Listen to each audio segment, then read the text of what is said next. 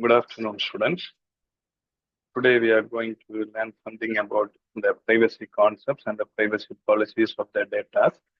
So the privacy policy it starts with the privacy principles and policies, authentication of the privacy, data mining, privacy on the web.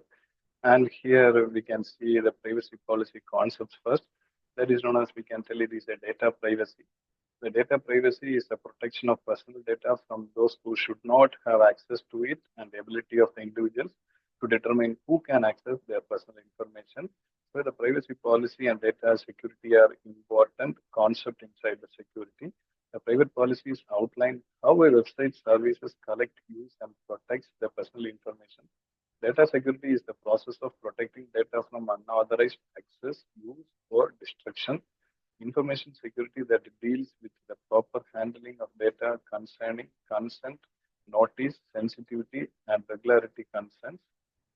So categorized in four main types. It is known as data privacy, network privacy, application privacy, and user privacy. So data privacy means it focuses on how personal and sensitive data is collected, stored, and shared.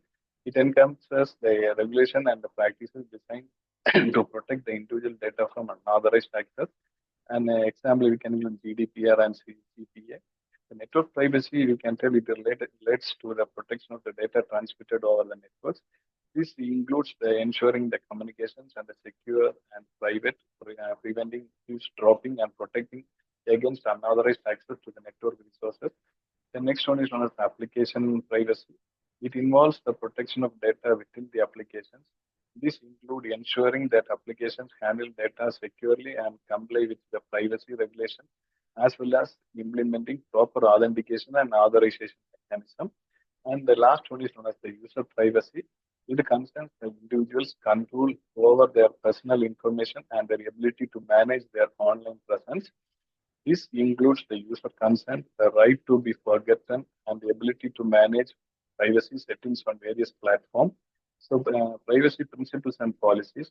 So, here the principles it is a broad rule about conduct or desired outcome are an important part of data protection law and in the fact at the core of the general data protection regulation GDPR and its lawfulness, fairness, and transparency it should be purpose limitation and data minimization and should have accuracy and the storage limitation, integrity and confidentiality and accountability.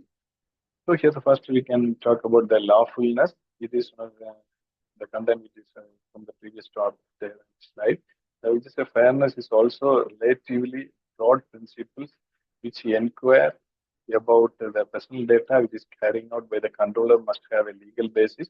And next one is one of the transparency. It's a particular important principles, the data protection which is GDPR. And the purpose of limitations, here the personal data must be collected for specified explicit and legitimate purpose, which are determined the time of the collection of the personal data and not be further processed in a manner that is incompatible with the purposes. The next we can tell it as data minimization.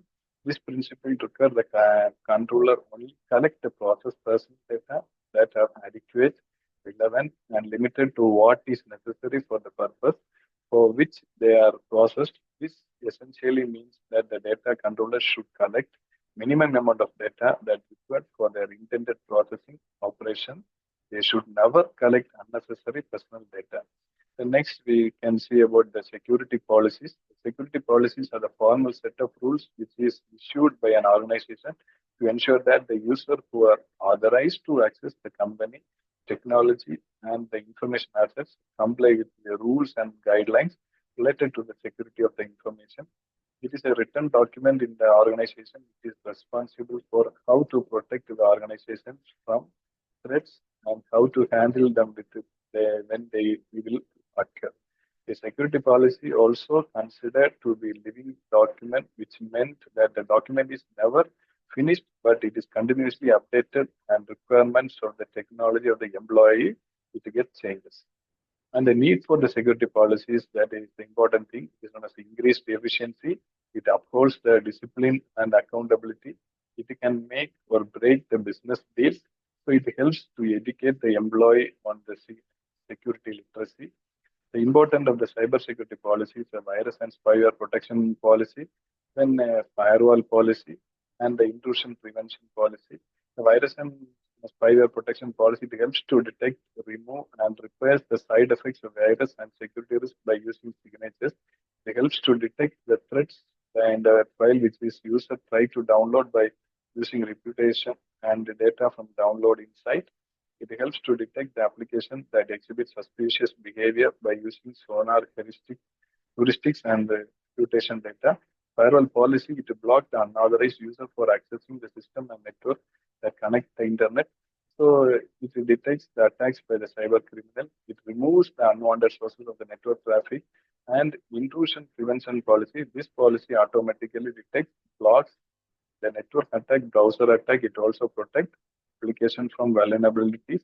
It checks the content of one or more data packages and they detect malware which is coming through the illegal ways. So that's all. I hope you understand this content.